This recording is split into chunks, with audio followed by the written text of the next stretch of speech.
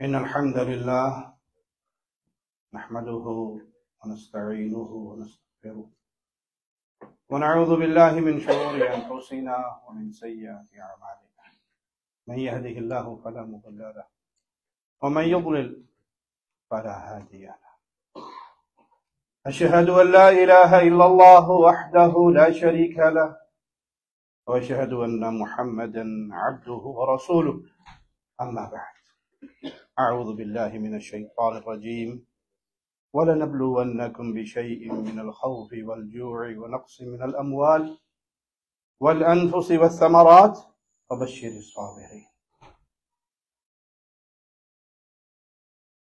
یہ دنیا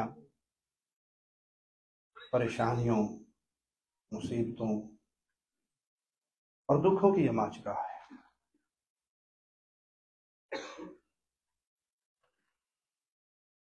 سکون، اطمینان، خوشی اس بندہ مومن کے لیے ہے جو اپنا رشتہ اپنے اللہ سے جوڑ لیتا ہے، جو تقدیر کے فیصلوں پہ راضی ہو جاتا ہے، جو اللہ کی طرف سے آنے والی آزمائشوں پر صبر کرتا ہے، اللہ سے اجر کی امیدیں لگاتا ہے، اور بربادی ہے اس کے لیے جو آزمائشوں پر، پریشانیوں پر، غموں پر، دکھوں پر واویلا کر کے ان مصیبتوں کو اپنے لیے وبال جان بنا لیتا ہے۔ آزمائشیں، پریشانیاں، مصیبتیں کیوں آتی ہیں؟ کیا برے لوگوں پہ آتی ہیں؟ کیا آزمائشوں کا آنا ناراضگی کا، اللہ مالک کی طرف سے دھتکار دینے کا ایک ذریعہ ہے؟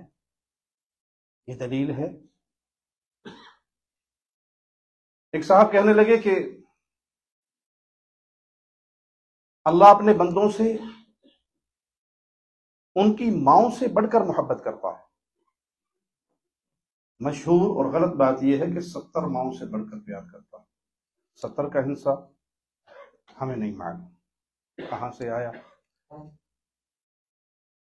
رب کی اپنے بندوں کے لیے جو رحمت ہے اس کو رب ہی جانتا ہے۔ اچھا، اگر رب اتنی محبت اپنے بندوں سے کرتا ہے تو پھر مسلمانوں پہ جو آزمائشیں آتی ہیں، تکلیفیں آتی ہیں، پریشانی آتی ہیں، تو مجھے نہیں لگتا کہ کوئی ماں اپنی اولاد کو ان پریشانی میں دیکھے اور صبر کرے، اور مسلمان کتنی پریشانیوں میں۔ شام کے مسلمانوں کے ساتھ کیا بارود کی آگ برسائی گئی ان کے اوپر، عراق کے مسلمانوں کے ساتھ کیا ہوا، ابھی غزہ کے مسلمانوں کے ساتھ کیا ہو رہا ہے، دنیا بھر کے اندر مسلمان مظلوم ہیں۔ تو کیا یہ اللہ کی طرف سے ناراضگی کا یا رحمت سے دور کر دینے والا کوئی انداز ہے؟ نہیں۔ اللہ مالک اپنے بندوں کو آزماتا ہے، آزمائشیں بھیجتا ہے، پریشانیوں میں مبتلا کرتا ہے تاکہ اپنے بندوں کے درجات کو بلند کرے، تاکہ اپنے بندوں کے گناہوں کو معاف فرمائے۔ اللہ جس سے راضی ہوتا ہے اس کو آزمائشوں اور پریشانیوں میں مبتلا کرتا ہے تاکہ وہ اللہ کی طرف رجوع کرے، وہ اپنی زندگی کے معاملات کو، اپنے کردار کو ٹٹولے۔ مالک فرماتا ہے وَلَنَبْلُوَنَّكُمْ بِشَيْءٍ مِّنَ الْخَوْفِ وَالْجُوعِ۔ مالک آزماتا ہے خوف بھیج کر، بھوک بھیج کر۔ اگر یہ ماجرا ہوتا تو کبھی اللہ کے پیاروں پر کوئی آزمائش نہ آتی، اور جو آزمائشیں اللہ کے پیاروں پر آئی ہیں، انبیاء پر آئی ہیں، وہ تو کسی اور پہ نہیں آئی۔ تو اللہ خوف کے ذریعے، بھوک کے ذریعے، اموال کے اندر کمی نقص کر کے، پھلوں کے اندر کمی کر کے، یہ ساری چیزیں دے کر اپنے بندوں کو آزماتا ہے۔ لیکن یہاں پر ایک راز چھپا ہوا ہے، وَبَشِّرِ الصَّابِرِينَ۔ ان مصیبتوں پر، ان آزمائشوں پر، ان غموں پر جو صبر کرنے لگ جائے تو ایسے صبر کرنے والوں کے لیے بشارت ہے۔ دنیا کے اندر بھی بشارت ہے اور قیامت کے دن تو ان کی عظمت کا کیا کہنا. رسول اللہ صلی اللہ علیہ وسلم کا فرمان ہے ان عظم الجزاء مع عظم البلاء. جتنی بڑی آزمائش آتی ہے اتنا ہی بڑا اللہ نے اجر دینا ہوتا ہے. آزمائش کی جو کیفیت ہے وہ جتنی شدت پہ ہوگی اتنی ہی شدت پہ اللہ کی طرف سے انعام بھی ملے گا، اجر بھی ملے گا. تو ان آزمائشوں پر خوش نصیب وہ ہے جو اللہ کے ساتھ جڑ گیا، بد نصیب وہ ہے جس نے واویلا کر کے، شور شرابہ کر کے، بے صبری کر کے. حدیث میں آتا ہے کہ جب انسان کے بیٹے کی روح قبض کی جاتی ہے اور اللہ مالک کے فرشتے اس روح کو لے کر جاتے ہیں، اللہ پوچھتا ہے کہ تم نے میرے بندے کے جگر گوشے کی روح قبض کی، اس کا ریئیکشن کیا تھا؟ کہ تیری حمد و ثنا کر رہا تھا، تیری حمد و ثنا کر رہا تھا. کہ میرے بندے کے لیے پھر بیت الحمد جنت کے اندر ایک محل تیار تھا جس سے اس کی آنکھیں چھین لی جاتی ہیں. اگر وہ بندہ صبر کرے رب کی حمد و ثنا کرے، اس کے لیے بھی حدیث میں یہی انعام ہے کہ جنت میں ایک بیت الحمد اس کے لیے تیار کر دیا جاتا ہے. اگر واویلا کرے میرا ہی پیو مرنا سی، اے موت دے فرشتے نے میرا کوئی بوا نشان لا لیا ہے، ہجے تے ابا مریا سی، ہنے اما ٹر گئی، ہن پتر مر گیا. اس واویلی سے ملے گا کیا؟ کچھ بھی نہیں. ہاں بے صبری کر کے جو اللہ نے آپ کے لیے اجر و ثواب کا ایک سامان رکھا ہے آپ اس سے بھی محروم ہو جائیں گے. رسول اللہ صلی اللہ علیہ وسلم کا فرمان ہے وَإِنَّ اللَّهَ تَعَالَى إِذَا أَحَبَّ قَوْمًا ابْتَلَاهُمْ. اللہ جب کسی قوم سے محبت کرتا ہے تو انہیں آزمائش میں مبتلا کرتا ہے. آزمائش کا آنا آپ کے لیے باعث اجر ہے اگر آپ نے صبر کے دامن کو تھام لیا اور اللہ مالک سے اپنا رشتہ جوڑ لیا، اور آپ کے لیے مصیبت ہے اگر آپ اللہ سے ٹوٹ کر دل بہلانے کے لیے شیطان کے راستے پہ چل پڑے. کسی سگریٹ پیلے مارے سے پوچھو سگریٹ کیوں پیندے ہو؟ اور جی مولوی صاحب ساڈی مزے والی زندگی، ساڈی ٹینشن کا تمہیں کی پتا. ٹینشن دور کرتا، اس سے ٹینشن ہی دور ہے. بھائی فلم کیوں دیکھ رہے ہو؟ بھائی یہ ڈرامے کیوں دیکھ رہے ہو؟ یہ ہنسی مذاق کے پروگرام آپ کے موبائل پہ اکثر کیوں؟ اور جی غم ہی بڑے نے، غم دور کر رہے ہیں. آپ غم دور نہیں کر رہے، اپنے اوپر غموں کا انبار لاد رہے ہو کہ آپ کو اللہ کی طرف سے کوئی آزمائش آئی، بجائے قرآن پڑھنے کے، بجائے نماز پڑھنے کے، بجائے اللہ سے رشتہ مضبوط کرنے کے، آپ نے شیطان سے تعلق توڑ لیا اور سمجھ لیا کہ اس سے میرا غم ہلکا ہوگا. غم ہلکا ہوتا تھا رسول اللہ صلی اللہ علیہ وسلم کا. کیسے؟ بلال سے کہا کرتے تھے اذان دو نماز پڑھے. رسول اللہ صلی اللہ علیہ وسلم نماز پڑھ کے اپنے غم کو ہلکا کرتے. صحابہ اللہ کی یاد سے اپنے غم کو ہلکا کرتے، اللہ کے ذکر سے اپنے غم کو ہلکا کرتے. غم کے اندر آپ نے کیا دعا سکھائی؟ اللہ اللہ ربی لا اشرک بہ شیئا. یہ توحید کا ترانہ گایا، غم ہلکے ہو گئے. اور جو شخص یہ کہے کہ جی نشے پہ لگ گیا ہوں غم ہلکا کرنے کے لیے، سگریٹ پیتا ہوں غم ہلکا کرنے کے لیے، آؤٹنگ پہ نکل گیا ہوں دوستوں کے ساتھ جس میں نمازوں بھی ضائع، جماعتیں بھی ختم، سب کچھ گیا، اور ہنسی مذاق کے میوزیکل شو پروگرام دیکھ رہے ہیں، غم ہلکا کر رہے ہیں. نہیں، یہ آپ کے اوپر جو آزمائش آئی آپ کو شیطان کے قریب کر گئی.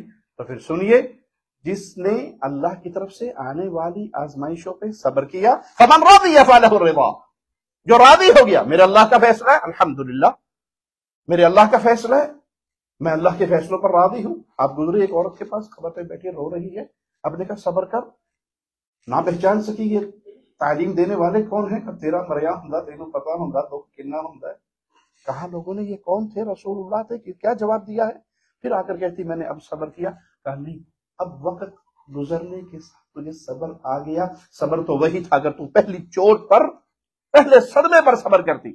تو جو اس مصیبت پر راضی ہوا اس کے لیے اللہ کی طرف سے رضا ہے. ومن سخط فلہ سخط، اور جس نے باویلا کیا، ناخوشی ناراضگی کا اظہار کیا، تو اس کے لیے وہی ہے جو اس نے اپنے لیے پسند کیا.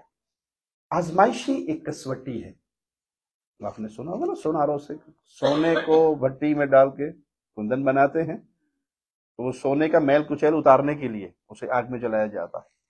تو آزمائشیں آنا، پریشانیاں آنا، غم آنا، کبھی مال میں، کبھی کاروبار میں، کبھی اولاد میں، کبھی کسی صورت میں، کبھی کسی صورت میں، یہ آپ کے ایمان کی پختگی ہے، یہ آپ کو اللہ کے اولیاء کی صف میں شامل کرنے کا ایک راستہ ہے، یہ اللہ کی سنت ہے، کائنات کی سنت۔ اللہ اپنے پیاروں کو آزماتا ہے، اس سے ان کے ایمان کے اندر بلندی، ان کے ایمان کے اندر پختگی آتی ہے۔ اپنی قرب و جوار پہ نظر دوڑا کر دائیں بائیں جھانک کر دیکھیے، آج بھی مسلمان پریشانیوں میں، غموں میں، دکھوں میں، مصیبتوں میں ڈوبے ہوئے ہیں، لیکن ان کے ایمان کی کیفیت کیا ہے؟ ظالموں کی بمباری سے گھر برباد ہو گئے ہیں، ٹوٹے ہوئے گھر پہ بیٹھا ہوا 6 7 سال 8 سال کا بچہ کہہ رہا ہے ربنا اللہ ربنا اللہ ربنا اللہ۔ انہوں نے ہمارے گھر توڑ دیے، کوئی حرج نہیں، لیکن ہمارا رب ہے نا، ہم اس پر راضی ہیں۔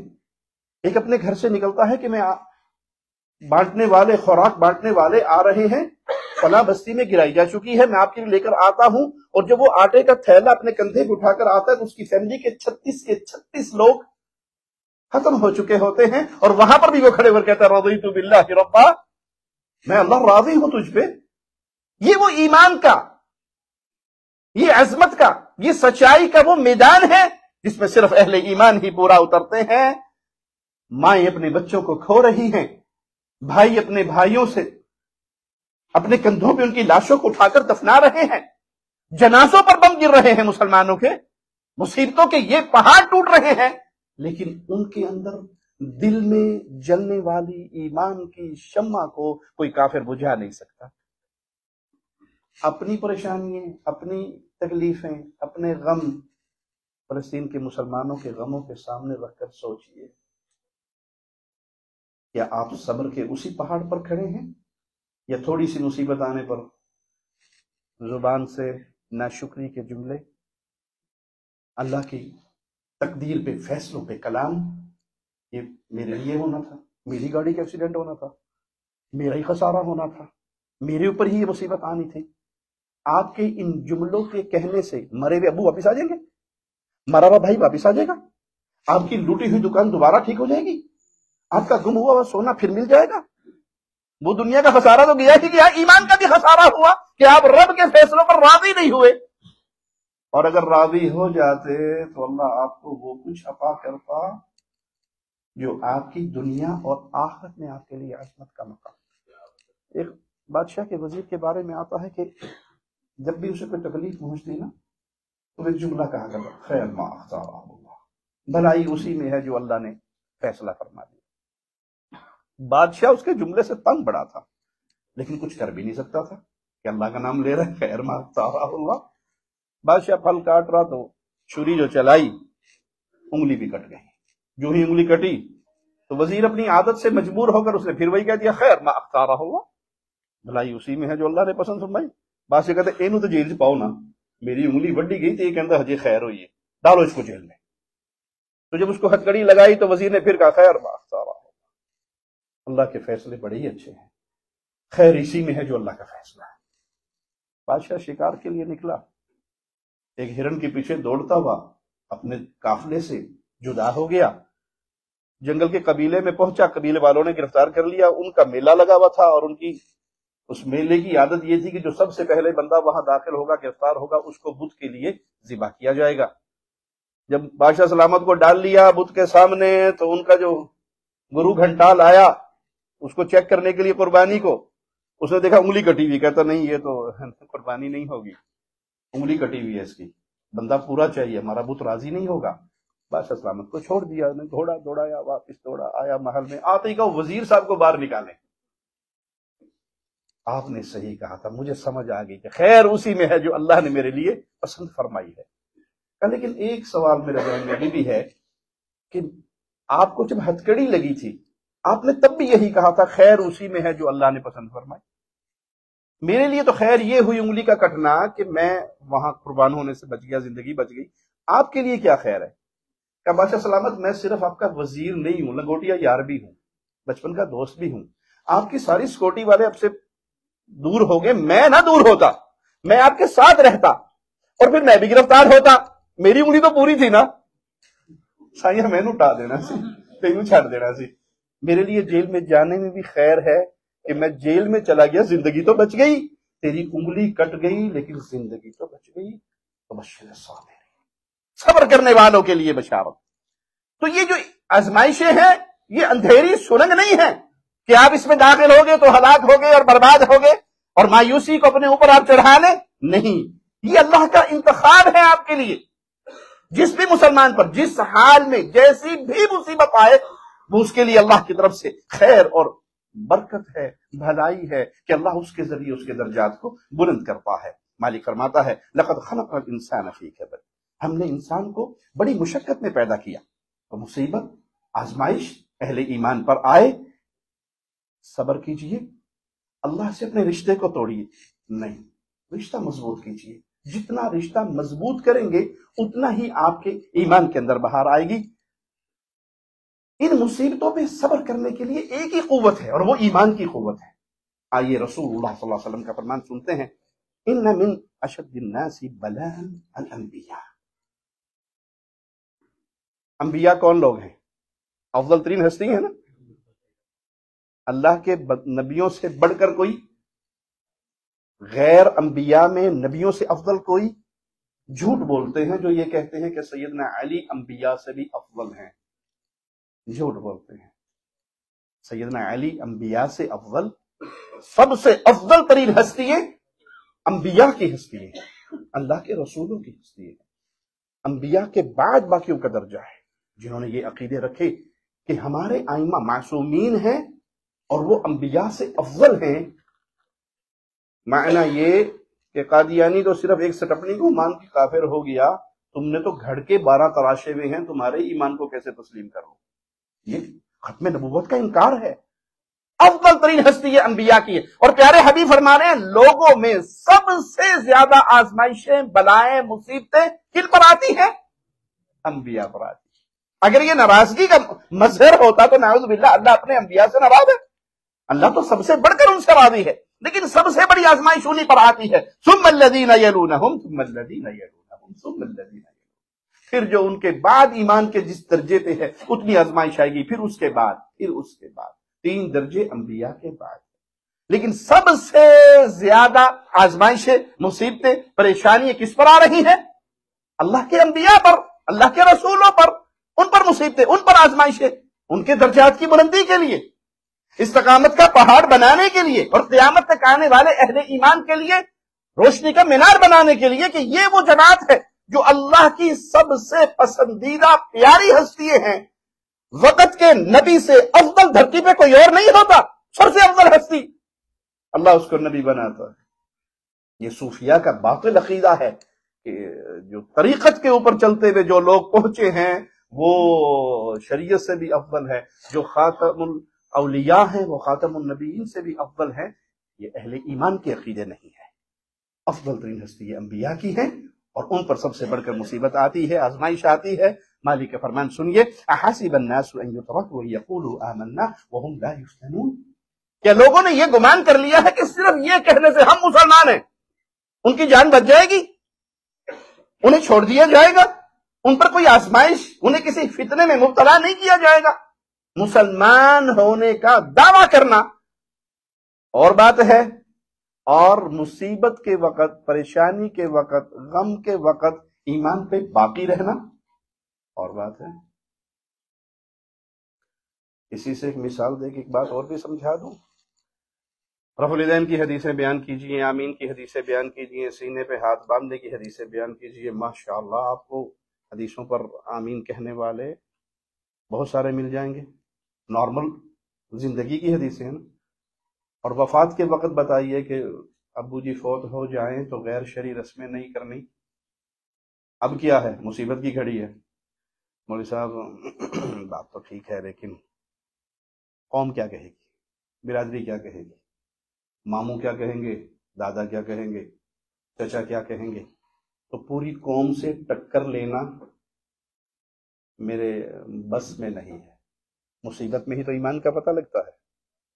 ایک خوشی اور ایک غمی، دو ہی تو موقع ہیں جہاں پر انسان کے ایمان کی چھلنی لگتی ہے کہ یہ خوشی میں اللہ اور اس کے رسول کے حکموں کو چھوڑ کر قوم قبیلے کو برادری کو رسم و رواج کو اپناتا ہے، یہ اللہ اور اس کے رسول کے حکم پہ چلتا ہے، یہ غم میں، دکھ میں، مصیبت میں، آزمائش میں پہاڑ بنتا ہے استقامت کا، یہ اپنے عادات اور اطوار کے پیچھے دوڑتا ہوا بھاگتا ہوا نظر آتا ہے۔ تو پیارے بھائی، ایمان کا دعویٰ کرنا اور چیز ہے، اور آزمائشوں کی گھڑیوں میں ایمان کے اوپر ڈٹ جانا اور چیز ہے۔ وَلَقَدْ فَتَنَ الَّذِينَ مِنْ قَبْلِهِمْ فَلَيَعْلَمَنَّ اللَّهُ الَّذِينَ صَدَقُوا وَلَيَعْلَمَنَّ الْكَاذِبِينَ، ان سے اگلوں کو بھی ہم نے خوب آزمایا، یقیناً اللہ انہیں بھی جان لے گا جو سچ کہتے ہیں اور انہیں بھی جو جھوٹے ہیں۔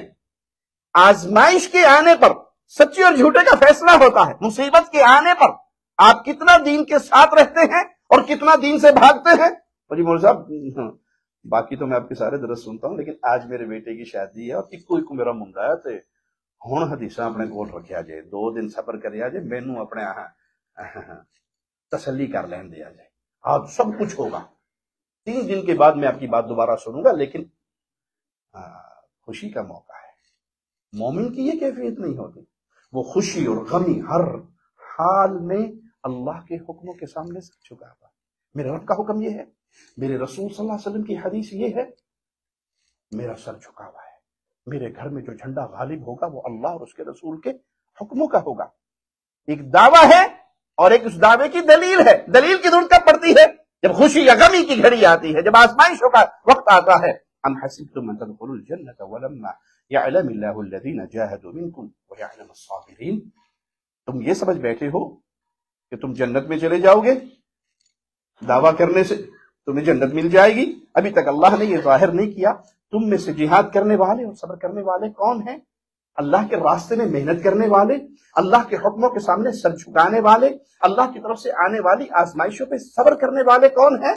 یہ فیصلہ نہیں ہوا تو صرف دعویٰ کرنا کافی نہیں ہے۔ میں اہل حدیث ہوں جی، بڑا پکا اہل حدیث ہوں، میں جی الحمدللہ کہیں مزارات پہ نہیں جاتا، کہیں میں قبروں پہ سجدے نہیں کرتا، میں قبروں کا طواف نہیں کرتا، میں فجر کی نماز جی مجھے دعا کرو اللہ توفیق دے رہے۔ کہاں گئی آپ کی توحید؟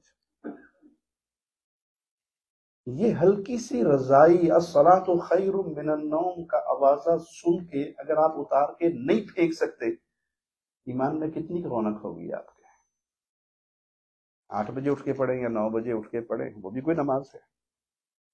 شیخ ابن باز رحمہ اللہ وقت کے امام گزرے ہیں، سائل سوال کرتا ہے کہ میں ڈیلی، کبھی نہیں کہ نیند زیادہ ہو گئی، پھنس گیا، نیند غالب ہو گئی، رات لیٹ سویا، نہیں، کبھی کبھار ڈیلی کی میری روٹین یہ ہے کہ میں الارم صبح 8 بجے کا لگاتا ہوں، کیونکہ 8:30 میں ڈیوٹی پہ جانا ہوتا ہے اور میں اس وقت نماز پڑھتا ہوں۔ میرے لیے کیا حکم ہے؟ مفتی اعظم کا فتویٰ ہے کہ تو کافر ہے، مسلمان نہیں۔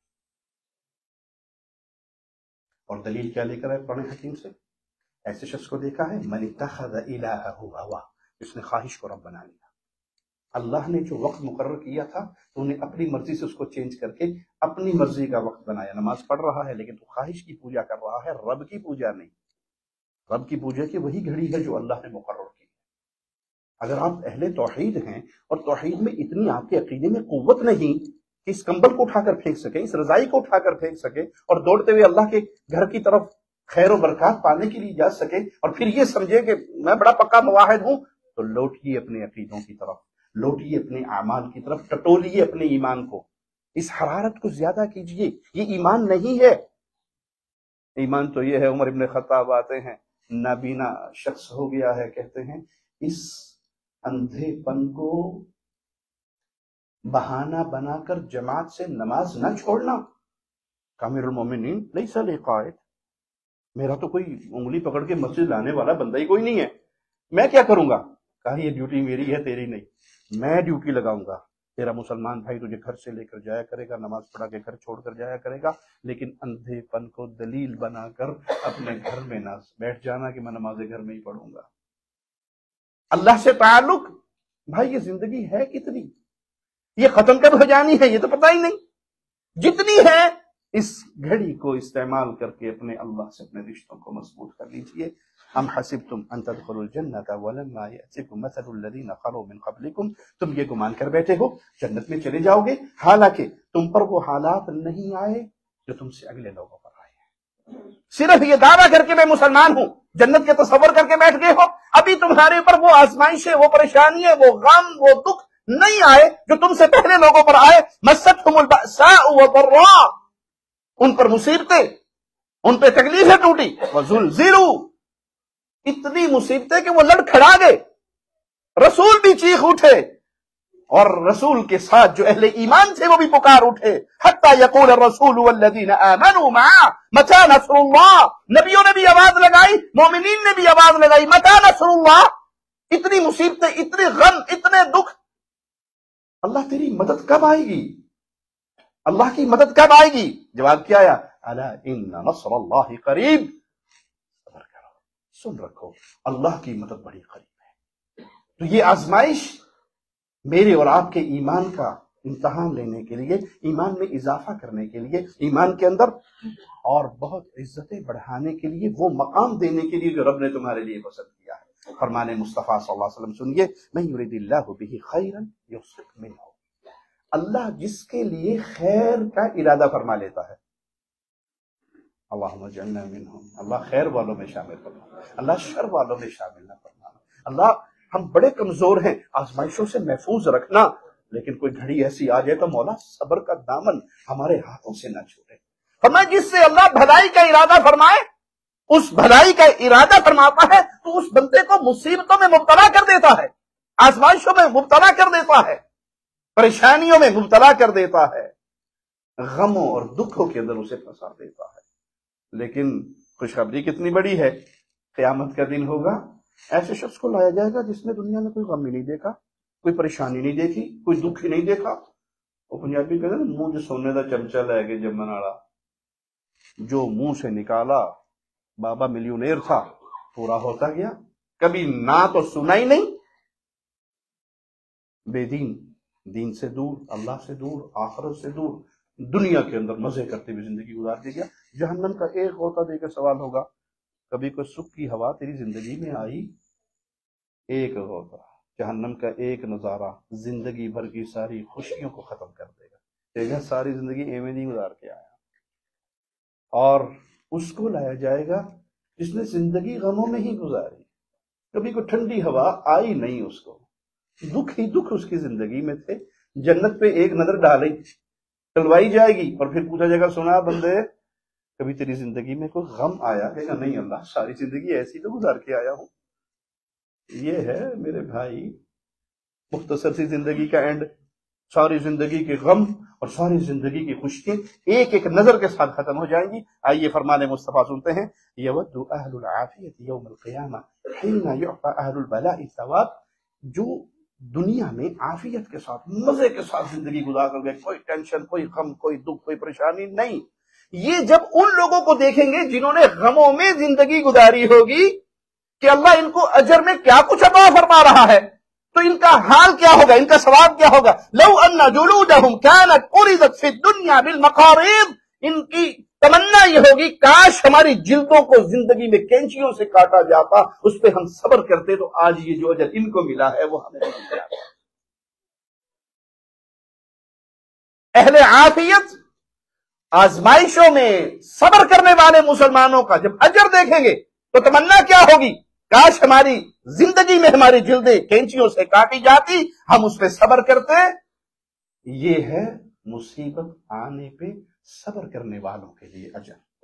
پیارے نبی صلی اللہ علیہ وسلم فرماتے ہیں، ما یصیب المسلم من نصب ولا وصب ولا ہم ولا حزن ولا اذى ولا غم، مسلمان کو کوئی بھی پریشانی، کوئی بھی بیماری، کوئی بھی تکلیف، کوئی بھی غم، کوئی بھی دکھ، اب اس کی سب سے چھوٹی مثال آپ نے کیا بیان کی، حتی الشوکۃ یشاکھها، یہاں تک کہ کانٹا چبھ جائے، کانٹے سے چھوٹی بھی کوئی چیز ہوگی، کانٹا چبھ جائے، الا کفر اللہ بها من خطایا، ایک کانٹا بھی چبھ جائے اس پہ بھی اللہ اس کے گناہوں کو، شرط کیا ہے؟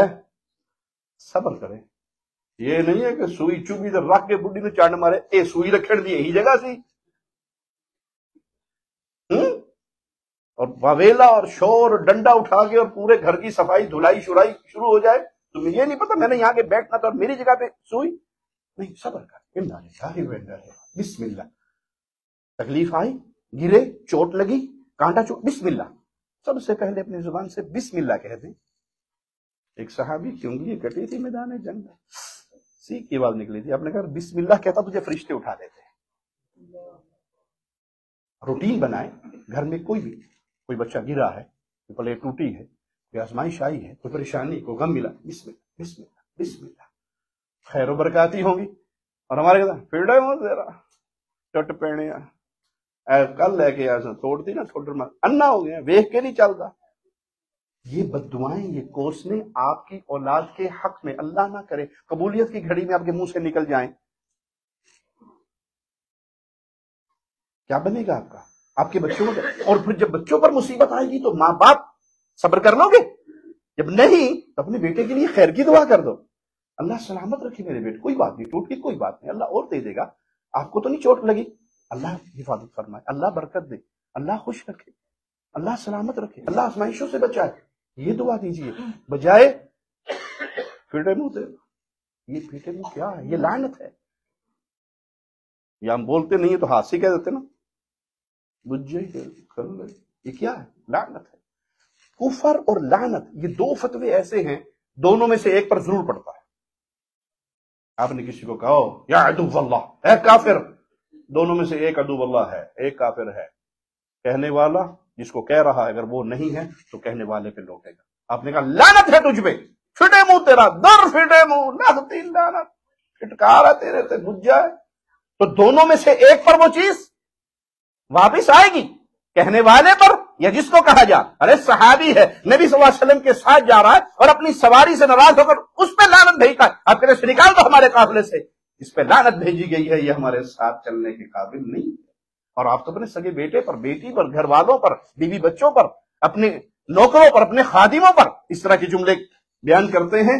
اگر صبر کریں گے تو ایک کانٹا بھی اگر چبھے گا تو پیارے نبی صلی اللہ علیہ وسلم فرماتے ہیں اس کانٹے کے چبھنے سے بھی اللہ گناہوں کو معاف فرما دے گا۔ ما یزال البلاء بالمؤمن والمؤمنہ فی نفسہ وولدہ ومالہ، مومن بندے پر آزمائشیں آتی رہتی ہیں، مصیبتیں، غم، پریشانی، دکھ آتے رہتے ہیں، اس کی جان میں، اس کی آل اولاد میں، اس کے مال میں، حتی یلقى اللہ وما علیہ خطیئہ، یہاں تک کہ وہ فوت ہو کے اللہ کے پاس چلا جاتا ہے، اس کے نامہ اعمال میں کوئی ایک گناہ بھی باقی نہیں رہتا۔ ان آزمائشوں سے، ان پریشانیوں سے، ان غموں سے، ان دکھوں سے اللہ وہ ساری مصیبتیں جو دنیا میں آئی اس کے صبر کرنے کی وجہ سے اس کے گناہوں کا کفارہ بنا دیتا ہے۔ یہ زمین پہ چل رہا ہوتا ہے، اس کے ذمہ گناہ کوئی نہیں ہوتا، اللہ سے ملتا ہے، اور یہ سیدھا پھر جس کے ذمہ گناہ نہیں ہوگا وہ کہاں جائے گا؟ اللہ کی جنت میں۔ شرط کیا ہے؟ اس مصیبت پر، اس غم پر، اس دکھ پر آپ صبر کے دامن کو نہ چھوڑیے۔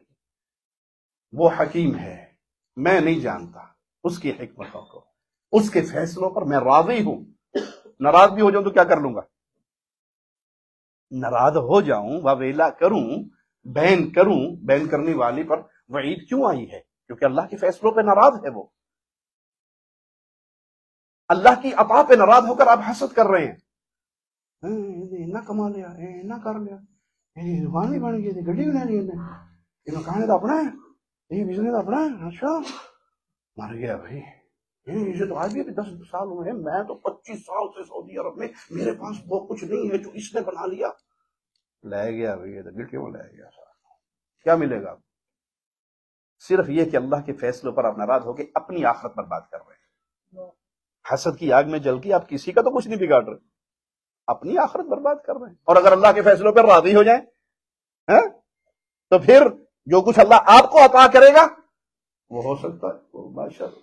اکبر آیا کرتا تھا جمعہ پڑھنے کے لیے تو 2 فقیر بیٹھا کرتے تھے، ایک دائیں طرف ایک بائیں طرف جامع مسجد کے۔ ایک کہتا بادشاہ اکبر تجھے اللہ نے بڑا دیا مجھے بھی دے، دوسرا کہتا اللہ تو نے اکبر کو اتنا دیا مجھے بھی دے، اور وہ کہتا میں وابی نہ دے، وہ بادشاہ کو مانگ، اللہ پتہ نہیں سنتا کدوں دینا ہے۔ اینو دیتا ہے کو مانگ. اس نے کہا تو مانگ رہے نا, مانگتا رہو, میں تو اس سے مانگ رہا ہوں جس نے اکبر کو بھی دیا. بادشاہ نے وزیروں سے کہا کہ یہ دیکھو ایک تو وہ عقل مند ہے جو اللہ سے مانگ رہا ہے, اللہ اسے ضرور دے گا. یہ ایک پاگل بے وقوف بیٹھا ہے جو کہتا ہے بادشاہ اکبر تجھے اللہ نے دیا, اینو دیو یار, منہ بند کراؤ ادھر, ہر جگہ منہ ذلیل کر رہا ہے. تو انہوں نے, وہ بادشاہ مغل بادشاہ تھے, ان کا اپنا اسٹائل تھا, انہوں نے ایک بڑی خوبصورت دیگچی کے اندر نیچے اشرفیاں رکھی, اوپر کھیر شاہی بنا کر بھیجی اور وہ اس کو دے دیا. اب وہ کھیر چمچے کھا رہا ہے, اللہ تو نے بڑا دیا اکبر کو, مجھے بھی دے, اب ایک مینو دیتا, تینوں دیتا اللہ نے کچھ, انہوں نے کہا تجھے دیا تو کھا مزے کر, میں تو اسی سے مانگتا ہوں, وہ دے گا مجھے بھی دے گا. کاروبار تو دونوں ایک کا تھا, پیٹی پر آتے تھے نا, بزنس تو یہی ایک ہی تھا. جو وہ کھا کھا کے اک گیا نا, تھک گیا, تھوڑی سی کھیر رہ گئی, کہتے لے تو بھی کھا لا, وڈا منگتا ہے اللہ کو. انہوں نے کہا ٹھیک, گھر جا کے کھاواں گا بچے کے نال. دیگچی رکھ لی اور گھر لے گیا. اگلا جمعہ ہوا تو وہ بادشاہ اکبر, تجھے اللہ نے دیا ہے مجھے بھی دے, وہ بیٹھا ہوا ہے اور وہ غائب ہے. اس نے کہا وزیرو وہ تمہیں پچھلے جمعے آرڈر کیا تھا. سر ہم نے تو فوراً تعمیل کر دی تھی. کہا پھر پوچھو اس سے کیا ہوا. کہا جی وہ آپ کو کھیر آئی تھی. جی ماشاء اللہ, سلامت رہے بادشاہ, سلامت جوڑیا, سلامت رہے, بڑا سواد ہے جی, بڑا ہی مزہ ہے. کہا پھر کھائی, کہا پھر اور کھائی. اور بھائی پھر کیا ہوا. کہا بھابی جی بیٹھا ہوں سی, کہندا سی بادشاہ اللہ تو بادشاہ نوں بڑا دیتا, مینوں بھی دے. تو پھر کہنا بیچارہ غریب سا تھا, میں نے اسے دے دی. اللہ نے پھر اسے دے دیا, وہ نیچے سونا تھا, وہ اللہ نے اس کو دے دیا. ہر حال میں اپنا رشتہ اپنے اللہ سے جوڑ کے رکھی. اللہ کی قسم, اللہ سے بڑھ کر محبت کرنے والا بندے کے ساتھ اور کوئی نہیں. بندہ مومن ہو, رشتہ رب سے جڑا ہوا ہو, پریشانیوں غموں دکھوں میں اپنے اللہ کے فیصلوں پہ سر جھکا دے, تو پھر نتیجہ کیا نکلتا ہے. فَمَا يَبْرَحُ الْبَلَاءُ بِالْعَبْدِ حَتَّى يَتْرُكَهُ يَمْشِي عَلَى الْأَرْضِ مَا عَلَيْهِ خَطِيئَةٌ. مصیبت بندے کے ساتھ ساتھ رہتی ہے, بندہ صبر کرتا رہے, آزمائشیں اترتی رہتی ہیں, بندہ صبر کرتا رہتا ہے. ایک لمحہ آتا ہے وہ زمین پہ گناہوں کے بغیر چل رہا ہوتا ہے, اس کے ذمہ کوئی گناہ نہیں ہوتا, اللہ اپنی رحمت سے معاف کرتا. یہ مصیبتیں بھی جو آتی ہیں اکثر ہمارے ہی گناہوں کی سزا ہوتی ہے, ہمارے ہی کیے ہوئے اعمال ہوتے ہیں. مالک فرماتا ہے وما اصابکم من مصیبت فبما کسبت ایدیکم. یہ تمہارے پر جو مصیبتیں آ رہی ہیں, پریشانیاں آ رہی ہیں, تمہارے اپنے ہاتھوں کی کمائی ہے. اللہ تو ظلم نہیں کرتا کسی پہ, وہ تو رحمان اور رحیم ہے. یہ تمہارے گناہ ہیں جو تم کر رہے ہو, ان کے بدلے میں تمہارے اوپر اللہ کی طرف سے آزمائشیں, مصیبتیں, پریشانی, غم آ رہا. کیا خیال ہے ہمارے گناہ ہیں یا نہیں؟ کل ہی مجھے کسی بھائی نے کلپ بھیجا, چلڑ مچھڑ پیر صاحب, وہ پرانے دور کے پیر ہوتے تھے جو داڑھی بھی ہوتی تھی, پگ بھی ہوتی تھی, کچھ نظر آتا تھا کوئی شاہ جی آ رہے ہیں. آج کے دور کے جو 2025 کے ماڈل کے پیر ہیں وہ داڑھی کے بغیر مچھاڑے پیر. وہ مچھاڑا پیر آ کے گاڑی روکی ہے, اللہ کی قسم اس کے مرید آئے اور اس کی دروازے کھلے, پیر نے زمین پہ قدم نہیں رکھا, سب نے اس کے سامنے سجدہ کیا. اور کبھی کسی گدھے کو دیکھا ہے اس نے گدھے کو سجدہ کیا ہو؟ چلو گدھے کو نہ کرے, گھوڑے کو کیا ہو, ہاتھی کو کیا ہو, جانور نے کبھی کسی جانور کو بھی سجدہ کیا؟ تم انسان ہو, اشرف المخلوقات ہو, اور اپنے جیسے انسان کے قدموں میں گر جاتے ہو. یہ ماتھا جو رب نے اپنی عبادت کے لیے بنایا تھا, تمہیں اپنی عبادت کے لیے پیدا کیا تھا, تم اس زندہ خالق و مالک کو چھوڑ کر ایک ایسی مخلوق کے سامنے گرتے ہو جس کے پیٹ میں گندگی بھری ہوئی ہے. پھر کہتے ہیں جی وہ سیلاب کیوں آتے, کیوں آتے, پریشانی کیوں آتی؟ اس لیے آتے ہیں کہ غموں کا سبب یہ ہے کہ ہم نے شرک اکبر سے اپنے دامن کو نہیں چھوڑا. کہیں پیروں کو سجدے, کہیں قبروں کو سجدے, کہیں درختوں کو سجدے, کہیں جھنڈوں کو سجدے. انڈیا کے اندر ایک مزار ہے دم مدار کا, پیر دم مدار, اس کا صرف جھنڈا ہی لگا ہوا ہے, پیر عالم دم مدار, اور اس عالم کا طواف ہو رہا ہے. کرنے والے انسان ہیں, ایک ڈنڈے اور کپڑے کا طواف کر رہے ہیں. کیوں؟ یہاں سے ہمیں بہت کچھ ملے گا. تو جو یہ مصیبتیں, یہ جو کچھ ہمارے ساتھ ہو رہا ہے, اس کے اندر ایک بہت بڑا حصہ ہماری اپنی بدعقیدگیوں کا ہے. آزمائش کا آنا انسان کے لیے ایک نعمت اس طرح بھی ہوتی ہے کہ آزمائش کے آنے سے بندہ رجوع کرتا ہے, توبہ کرتا ہے. کسی مصیبت کے آنے سے اگر آپ کا رشتہ اللہ سے جڑ رہا ہے, خوش نصیب ہیں آپ کہ اللہ نے آپ کو کسی چھوٹی مصیبت میں ڈال کے بڑی سے بچا لیا ہے. تو مصیبت آنے پر، پریشانی، غم آنے پر ایک موقع ہوتا ہے یو ٹرن لینے کا، لوٹاؤ اللہ کی طرف۔ مالک کا فرمان سنیے، وَلَنُذِيقَنَّهُم مِّنَ الْعَذَابِ الْأَدْنَىٰ دُونَ الْعَذَابِ الْأَكْبَرِ لَعَلَّهُمْ يَرْجِعُونَ۔ یقیناً ہم ان کو قریب کے چھوٹے عذاب دے کر، اس کا مزہ چکھا کر، کیوں چکھاتے ہیں؟ اس بڑے عذاب سے پہلے وہ لوٹ آئیں، وہ رجوع کر لیں۔ آپ نے دیکھا ہوگا کئی لوگوں کے ہاں میت ہو جائے تو جو پیچھے رہ گئے ہیں اس میت کو دیکھ کر نمازیں شروع کر دیتے ہیں کہ اچھا یہ زندگی تھی، ہم تو ڈوبے ہوئے تھے، ہم تو اس دنیا کے رنگینیوں میں تھے، میرا خامد جوانی میں فوت ہو گیا، میرا بھائی جوانی میں فوت ہو گیا، میری بیوی جوانی میں فوت ہو گئی۔ مطلب یہ ہے کہ پھر گاڑی رکنی نہیں ہے، آج اس کی باری آئی ہے، کل میری باری آئی ہے۔ تو یہ آزمائش، مصیبت ایک اس طرح بھی ہمارے لیے خیر اور برکت والی بن جاتی ہے کہ اس کے ذریعے اللہ واپس لوٹنے کا سامان کر دیتا ہے، آپ کو سوچنے کا موقع دیتا ہے۔ ارے بھائی، آپ کے والد ملینئر تھے، اس دھرتی پہ نہیں رہے، آپ کے ساتھ کون سا کیمیکل لگا ہوا ہے جو آپ کو موت سے بچا لے گا؟ جب وہ نہیں رہے تو آپ رہیں گے؟ باپ کی موت، بھائی کی موت، کسی عزیز کی موت، کوئی غم، کوئی پریشانی، کوئی دکھ آپ کے لیے خیر بن سکتا ہے۔ ہاں، شرط یہ ہے کہ اگر اس کو آپ اپنے لیے صحیح راستے پر رکھ کے سوچنا شروع کر دیں کہ جب یہ اللہ کر سکتا ہے تو وہ میری روح بھی نکال سکتا ہے، مجھے بھی اپنے سامنے کھڑا کر سکتا ہے، تو یہ توبہ کا ذریعہ ہے۔ ما من مسلم یشاق شوکۃ فما فوقها الا کتبت لها بها درجہ۔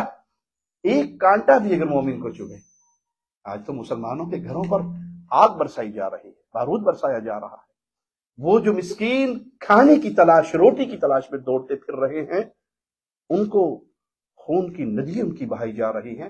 اور پیارے نبی کیا فرماتے ہیں؟ ایک کانٹا بھی اگر مومن کو چبھ جائے اور وہ اس پہ صبر کر لے تو اللہ اس کا ایک گناہ معاف کر دیتا ہے، ایک درجہ بلند کر دیتا ہے۔ ایک گناہ معاف ہو جاتا ہے ایک کانٹا چبھنے پر، خون بہنے پر، قتل ہونے پر۔ اس کی تو عظمت کا کیا کہنا۔ اللہ ایمان کی حالت میں اس دنیا سے ہمیں لے کر جائے اور ایمان کی بہترین حالت میں ہمیں اس دنیا میں باقی رکھے۔ پیارے نبی نے فرمایا، ان العبد اذا سبقت له من اللہ منزلہ، اللہ اپنے مومن بندے کے لیے جنت میں ایک مقام اپنی رحمت سے طے کر دیتا ہے کہ یہ بندے کو میں نے یہ مقام دینا ہے۔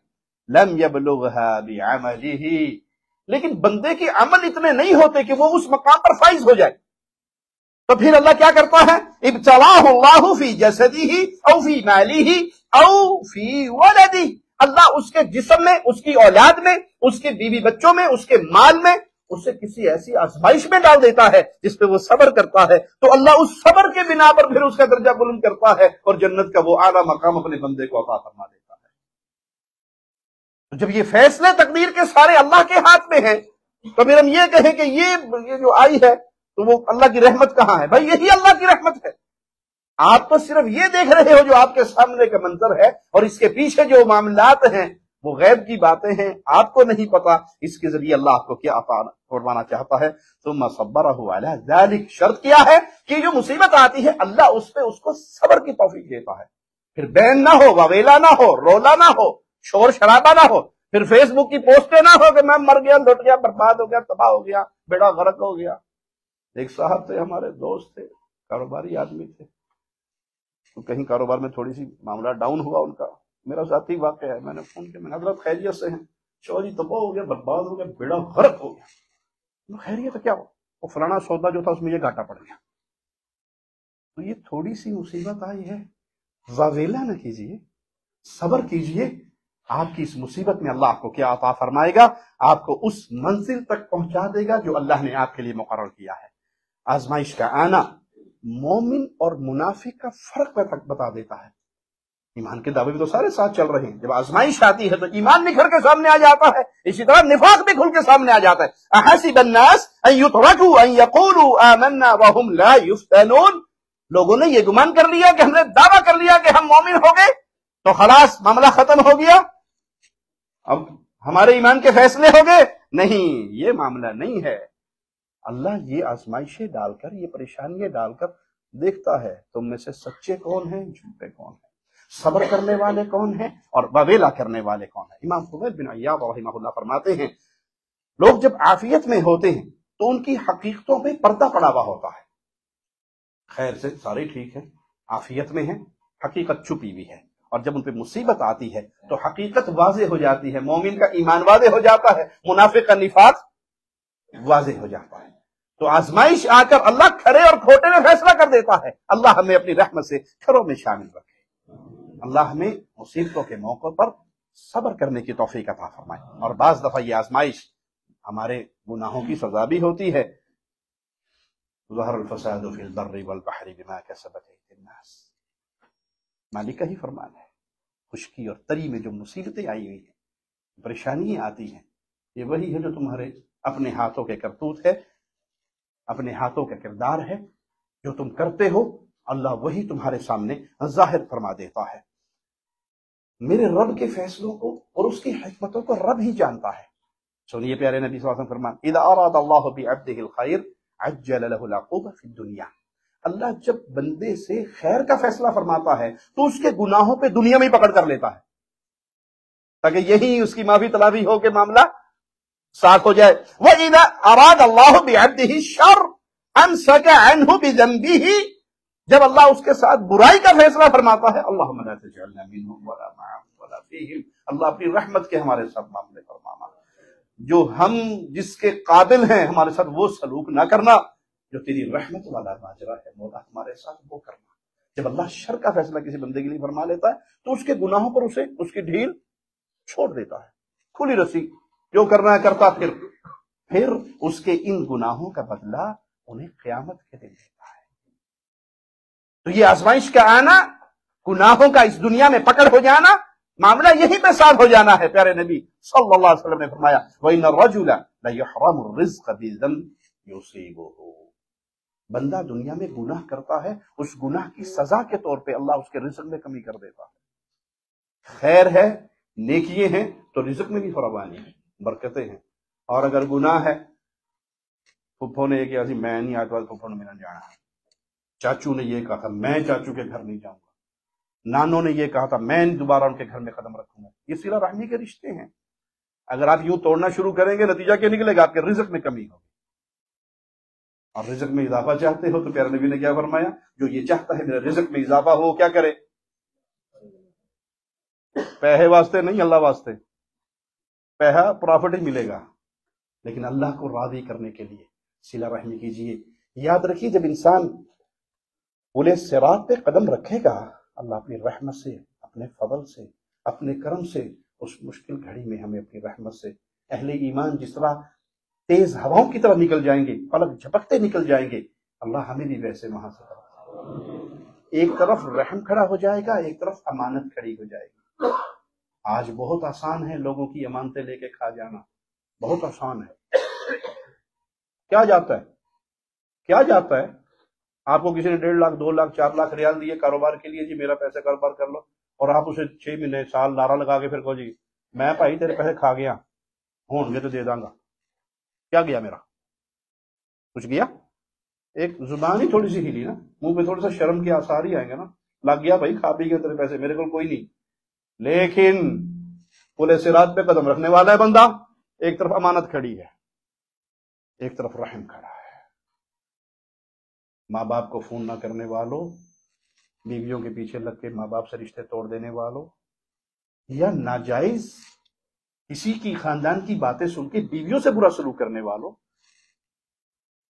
ترازو برابر رکھیے، ناجائز کسی کے ساتھ نہ کیجیے، وہ ماں باپ ہو یا بیوی بچے ہوں، وہ بہن بھائی ہوں یا رشتہ دار ہوں، وہ خالہ پھوپھی ہوں، ایک طرف رحم کھڑا ہے اور ایک طرف امانت کھڑی ہے، اور دونوں سوال کر رہے ہیں، اور آپ وہاں سے گزر رہے ہیں، اور آپ وہاں پر آپ کا حساب۔ اور یہاں دنیا میں بہت آسان ہے کسی کو کہنا بھی تیرے پیسے مار لیے میں نے، جو کر سکنا کر لا، جو کر سکتے ہو کر لو، میرے پاس نہیں ہے۔ لیکن وہاں اگر زندگی میں، میری نصیحت اپنے بھائی کی یاد رکھ، اگر زندگی میں کبھی آپ کو یہ اختیار کرنا پڑے کہ آپ ظالم بنے یا مظلوم، ویسے اللہ کے وسلم کی دعا ہے دونوں معاملوں سے، انا اظلم او اظلم، میں ظلم کروں یا مجھ پہ کوئی ظلم کرے، نہ ظالم بنوں نہ مظلوم، اللہ دونوں سے بچانا۔ لیکن اگر زندگی میں کبھی اختیار کرنا پڑ جائے کہ ظالم یا مظلوم میں سے ایک کو سلیکٹ کرنا پڑا، آپ کے لیے لازم ہو گیا، تو اپنے آپ کو مظلوموں کی لسٹ میں رکھنا، ظالموں کی لسٹ میں نہ رکھنا۔ یہ دنیا تو گزر جائے گی، وہ جو لوگوں کا مال آپ نے کھا کے اپنے بچوں کے لیے بینک بیلنس بنا لیے ہیں نا، سب سے پہلے بچوں نے اپنے ہاتھ سے مٹی بھر بھر کے آپ پہ ڈالنی ہے، سب سے پہلے آپ کے بھائی نے مٹی ڈالنی ہے، جو وراثت آپ کی بانٹیں گے، کھائیں گے، مزے کریں گے، اور آپ اس کا لوگوں کے مال کا حساب. کبھی ظالم کی لسٹ میں نہ آنا بلکہ ہمیشہ مظلوم کی لسٹ میں آنا. سیدنا علی فرمایا کرتے تھے گناہوں کی وجہ سے آزمائش آتی ہے اور توبہ کرنے سے آزمائش ٹل جاتی ہے. گناہوں کی وجہ سے آزمائش آئی، آپ کو احساس ہو گیا یہ گناہ ہے، اللہ سے معافی مانگیے، آئندہ نہ کرنے کا عزم کیجئے، کسی انسان کا حق ہے تو اس کو واپس دیجئے، وگرنہ پھر یاد رکھیے زمین پہ جو فساد ہے وہ پھیلتا ہے انسانوں کے انہی گناہوں کی وجہ سے. تو جب ہم کتاب اللہ کو پڑھتے ہیں، قرآن حکیم کو پڑھتے ہیں، رسول اللہ صلی اللہ علیہ وسلم کی احادیث کو پڑھتے ہیں، تو ہمیں کیا نظر آتا ہے کہ اللہ کے سب سے پیارے بندے، سب سے عظیم بندے، ان پر اللہ کی طرف سے بڑی آزمائشیں آئی. ایوب علیہ السلام مال میں، صحت میں، اولاد میں کتنی آزمائشیں آئیں، لیکن ان آزمائشوں پر کیا کیا انہوں نے؟ صبر کرتے رہے. قیامت تک آنے والے اہل ایمان کے لیے نور کا مینارہ بن گئے. آزمائش بہت بڑھ گئی تو بڑے ہی ادب کے ساتھ اپنے رب کو پکار کر کیا کہا؟ وَأَيُّوبَ إِذْ نَادَىٰ رَبَّهُ أَنِّي مَسَّنِيَ الضُّرُّ وَأَنْتَ أَرْحَمُ الرَّاحِمِينَ. اللہ بڑی تکلیف پہنچی ہے، اللہ تو بڑا رحم کرنے والا ہے. آپ کے 1 ملین نہیں 10 ملین فالوورز ہوں اور اپنی مصیبت آپ ان کے ساتھ شیئر کریں انسٹاگرام پہ، فیس بک پہ، کچھ ملے گا؟ جی 4 آپ کے ساتھ ہمدردی کے جملے بولیں گے تو 5-4 شوگر ملا بھی لیں گے، میں نے پتا نہیں نہ پاپی تو ہیں تم کھڑیاں پہ ہیں. لیکن اپنی وہی مصیبت اپنے رب کے ساتھ شیئر کیجیے سجدہ میں. رب انی مسنی الضر وانت ارحم الراحمین. اللہ کہاں جاؤں، کس کے پاس جاؤں، کس کو سناؤں؟ تیرے سے بڑھ کر رحمان اور رحیم تو کوئی ہے ہی نہیں. تو میں اپنی ساری مصیبتیں، اپنے سارے غم اس رحمان کے سامنے کیوں نہ بیان کروں جس طرح ایوب علیہ السلام نے بیان کیے. اور پھر اللہ نے وہ مال، صحت، اولاد میں جو آزمائش ہے اسے دگنی کر کے خیر و برکتوں سے بھر کے اپنے بندوں کو اس سے نواز دیا. یوسف علیہ السلام بچپن میں ہی بھائی پیچھے پڑ گئے، اٹھا کے اندھے کنویں کے اندر پھینک دیا. وَالْقُوهُ فِي غِيَابَةِ الْجُبِّ. اگر کوئی فیصلہ کرنا ہی اسے قتل نہ کرو، کنویں میں پھینک دو، کوئی قافلہ گزرتا آئے گا اٹھا کر لے جائے گا. اور پھر چند دراہم کے بدلے بیچ ڈالا، تھوڑی سی قیمت وصول کر لی. یوسف اپنے باپ سے جدا ہو گئے، کنویں میں گر گئے، غلام بنا کر بیچ دیے گئے. عزیز مصر کے محل میں پہنچے تو وہاں سامنے ایک اور مصیبت کھڑی ہے، ایک اور آزمائش کے سامنے کھڑے ہیں. وَرَاوَدَتْهُ الَّتِي هُوَ فِي بَيْتِهَا عَنْ نَفْسِهِ. انہی کی بیوی نے ڈورے ڈالنے شروع کر دیے، دروازے بند کر دیے. قالت حیت لک، حیت لک، آ جاؤ، دروازے بند. جب گھر کی مالکن ہی پکار رہی ہے تو پھر ڈر کس کا، خوف کس کا؟ دروازے بند ہیں. لیکن مومن بندہ کو ہر وقت خوف کیا ہوتا ہے؟ کوئی نہیں دیکھ رہا، وہ دیکھ رہا. سب سے چھپ گیا ہوں، اس کی نظروں سے نہیں چھپ سکتا. کنڈے لگ گئے ہیں، لاک ہو گئے ہیں. اٹھوں گا تو چیٹ ہسٹری کو ڈیلیٹ کر کے اٹھوں گا، پتہ بھی نہیں لگے گا میں نے کیا دیکھا ہے. یہ دنیا کی نظریں ہیں، وہ آپ کی ایک ایک انگلی کی حرکتیں کو دیکھ رہا. اتنا سارا موقع موجود ہے اور اللہ کے پیارے کیا کہہ رہے ہیں؟ قال معاذ اللہ، اللہ کی پناہ، میرا رب بچانے والا ہے، اللہ اس آزمائش سے مجھے بچائے گا. کہاں کہاں آزمائشوں کا سامنا کرنا پڑا، بچتے رہے، جیل میں ڈال دیے گئے. فلبث فی السجن بضع سنین، سال ہر سال قید خانے میں پڑے رہے. لیکن ان ساری مصیبتوں پر صبر بھی کیا، اپنے منہج کو نہیں چھوڑا. یوسف علیہ السلام نے جیل میں جا کر بھی دعوت توحید کو چھوڑ دیا، وہاں کمپرومائز کر لیا بھی چلو کوئی نہیں، ہوتا جیل ہے نا، ہوتا آزمائش ہے، ہم سارے ٹھیک ہے، تو بھی ٹھیک، میں بھی ٹھیک، وہ بھی ٹھیک، یہ بھی ٹھیک، آج مل کے متحدہ مجلس عمل بنا لیتے ہیں، سارے اکٹھے ہو جائیں گے اس کے اندر. جب سے ہم نے توحید کی دعوت کو چھوڑ کر سیاست کو اپنا نصب العین بنایا، ہمارے مدارس بھی ویران ہو گئی، ہماری جماعتیں بھی ویران ہو گئی، ہمارا معاشرہ بھی ویران ہو گیا. اب اس معاشرے میں کوئی بدید انشاء راشدی جیسا نہیں پیدا ہوتا، اب اس معاشرے میں کوئی عبداللہ بہاولپوری رحمہ اللہ جیسا پیدا نہیں ہوتا، اب کوئی عبد المنان نورپوری جیسا نہیں پیدا ہوتا، اب کوئی عبدالرشید اظہر جیسا نہیں پیدا ہوتا. کیوں؟ ان مشائخ کے جو اساتذہ تھے وہ رجال پیدا کرتے تھے، اور ہمارے دن رات کی محنت وہ الیکشن، سیاست، جمہوریت، اس کو ملا لو، اس کو ملا لو، اس کو ملا لو، اس کو ملا لو، یہاں اتحاد کا چورن بیچ لو، وہاں اتحاد کا چورن بیچ لو، وہاں اتحاد کا چورن بیچ لو، یہ بھی ٹھیک، وہ بھی ٹھیک، وہ بھی ٹھیک۔ نتیجے میں ناصر مدنی ورگے ٹک ٹاک کری پیدا ہون گے، وہی ساڑھے اسٹیج سنبھالیں گے، وہی درس بخاری کے خطاب پر بھی پہنچیں گے۔ انا للہ و انا الیہ راجعون۔ یوسف علیہ السلام جیل میں ہیں اور وہاں اپنے ساتھیوں سے کیا کہہ رہے ہیں؟ اَأَرْبَابٌ مُتَفَرِّقُونَ خیر، ایک اللہ کو چھوڑ کر ڈھیری ڈھیری پہ گرنے والوں، یہ اتنے سارے الہ زیادہ بہتر ہے؟ یہ مشکل کشا ہے، یہ حاجت روا ہے، یہ غوث اعظم ہے، یہ بری امام ہے، یہ بری سرکار ہے، یہ غریب نواز ہے، یہ بندہ نواز ہے، یہ بندہ پرور ہے، یہ اولاد دینے والا ہے، یہ رزق دینے والا ہے، یہ شفا دینے والا ہے، یہ فلاح کرنے والا ہے، یہ فلاح کرنے والا ہے، یہ اتنے سارے الہ بہتر ہے؟ ام اللہ الواحد القہار، یا ایک قہر والا تنہا مالک بہتر ہے؟ کہاں ہیں؟ جیل میں۔ توحید کی دعوت چھوڑ دی؟ نہیں چھوڑی۔ وہاں بھی جا کر اپنے رب کی وحدانیت کا آوازہ لگا۔ یہ سیاست وہ گندی چیز ہے جس میں داخل ہو کر اہل توحید نے توحید کی دعوت سے 99.9 ہاتھ ہٹا دیا۔ وہ ناراض ہو جائے گا، وہ ناراض ہو جائے گا، وہ ناراض ہو جائے گا۔ اور جب سے یہ ہوا ہے، وہ گئے محمد حسین شیخ پوری رحمت اللہ علیہ جیسی شخصیت ہے، ایک ایک خطاب سے پورا پورا گاؤں اہل حدیث ہوتا تھا۔ محی الدین لکھوی رحمہ اللہ کی ایک ایک تقریر سے قصور کے پورے پورے گاؤں اہل حدیث ہوتے تھے۔ فضل الدین شاہ راشدی رحمہ اللہ نے جب سندھ میں کام شروع کیا تھا تو صرف حیدرآباد میں ایک مسجد تھی، اور جب جنازہ اٹھا تھا تو اندرون سندھ میں 700 مسجدیں تھیں۔ اللہ نے مجھے وہ شرف دیا کہ میں نے سال ہر سال شاہ صاحب کی خدمت میں گزارے، ان کے ساتھ گزارے۔ ہم تھر کے کئی ایسے علاقوں میں گئے جہاں یا ہندو ہیں یا مسلمان ہیں، اور جو مسلمان ہیں سارے اہل توحید، اہل شرک کا نام تک موجود نہیں۔ کیوں؟ توحید کی دعوت دینے والے۔ ان کا ہم اور غم کیا تھا؟ قولوا لا الہ الا اللہ، اور کوئی ہم و غم نہیں، نہ کوئی سیاست، نہ کوئی عہدے، نہ کوئی فکر ہی کوئی نہیں۔ شاہ صاحب کو ایک گاؤں میں ایک شخص نے دعوت دی، اور وہاں ایک بریلویوں کی مسجد تھی اور ایک صوفیوں کی مسجد تھی۔ اس کا خیال تھا کہ بریلوی ڈاڈے نے، دیوبندی ہوڑے نے، یہ سانو ٹائم دے دیں گے۔ ان کے پاس کیا؟ اس نے کہا بدیع الدین اس کو نہیں ٹائم دے سکتے، وہ تو ہمارا ککھ نہیں چھڑے گا۔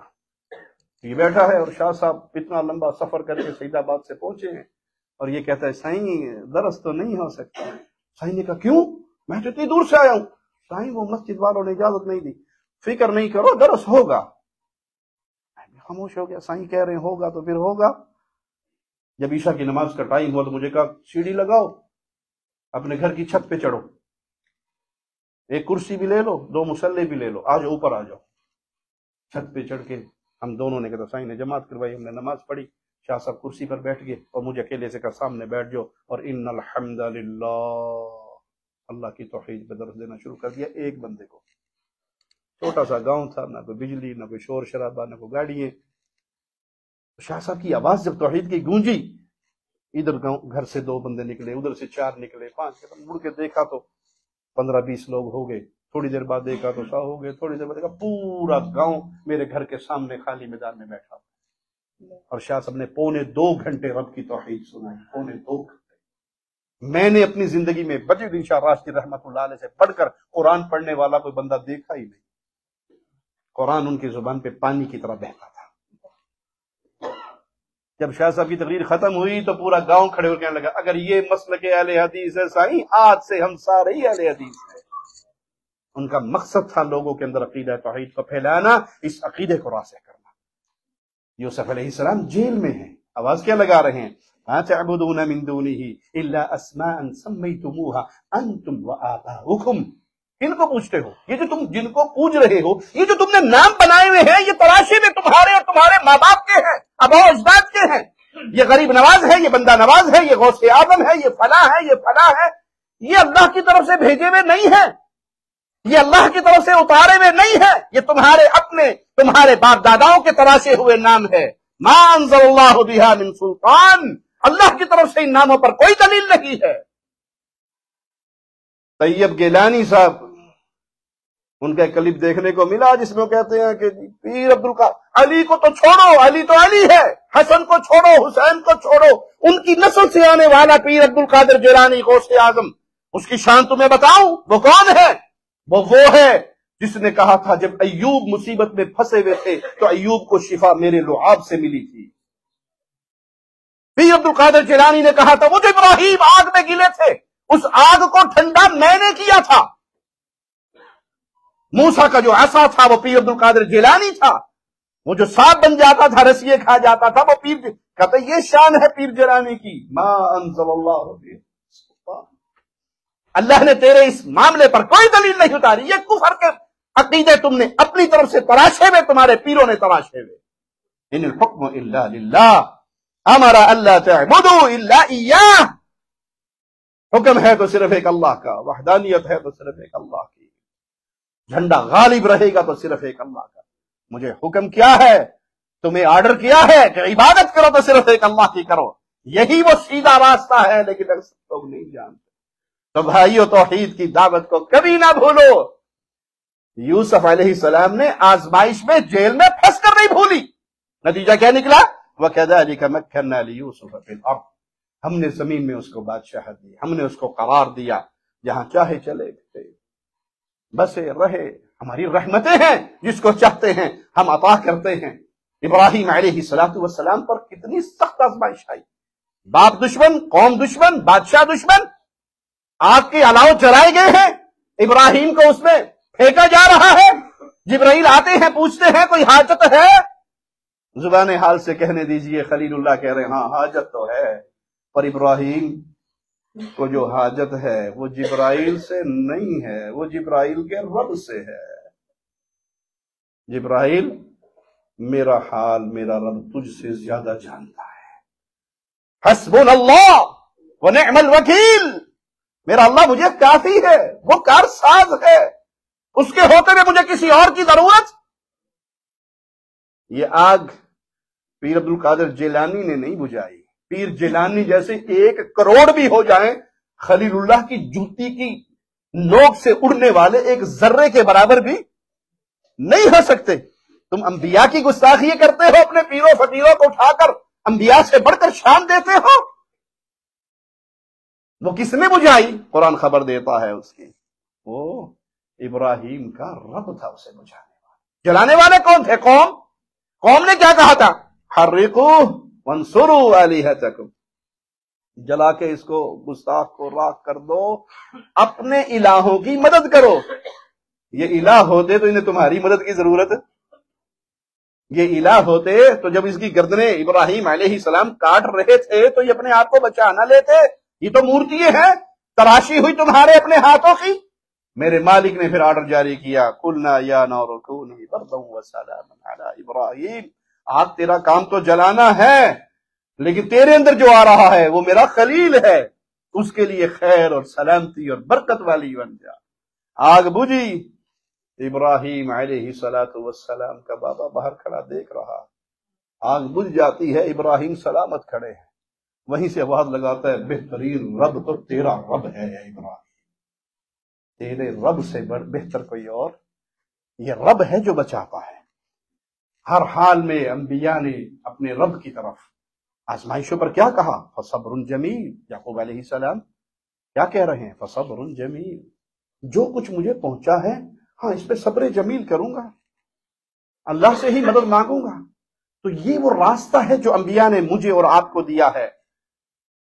قرآن حکیم کے اس مقام پر غور کیجئے اور آج مسلمانوں پہ ہونے والے مظالم کو بھی دیکھیے اور اس کے ساتھ مقارنہ کیجئے۔ وسائل بدل گئے ہیں، دشمنی وہیں پہ کھڑی ہے، اور وہ دشمنی ایمان اور عقیدے کی ہے۔ قتل اصحاب الاخدود، جن لوگوں نے خندقیں کھودی، رب کے ماننے والوں کو اس میں ہلاک کیا، ان کے لیے ہلاکت اور بربادی ہے۔ النار ذات الوقود، یہ خندقیں کیا تھی؟